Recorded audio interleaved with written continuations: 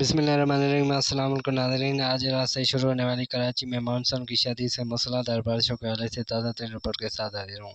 ताज़ा तरीन रिपोर्ट के मुताबिक मीरपुर, खास हैदराबाद, बंदीर में गरज चमक के बादल मौजूद हैं और ये इंतहाई तेज़ी के साथ कराची की तरफ आ रहे हैं। आने वाले चंद घंटों के दौरान शदीद गरज चमक के साथ कराची में बारिश का सिलसिला शुरू हो जाएगा, जो इतवार, सोमवार और मंगल यानी आने वाले 72 घंटों के दौरान 24, 25, 26 जुलाई के दौरान ज़्यादा शिद्दत के साथ जारी रहेगा।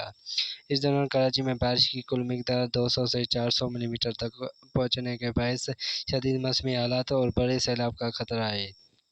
शदीद गरज चमक के तूफान, इंतहाई गहरे बादल, बारिश बरसाने वाले बादल तेज़ी के साथ कराची की तरफ गामज़न हैं, जो आने वाले 3 दिनों के दौरान आज रात से 27 जुलाई तक ज़्यादा शिद्दत के साथ जारी रहेंगे।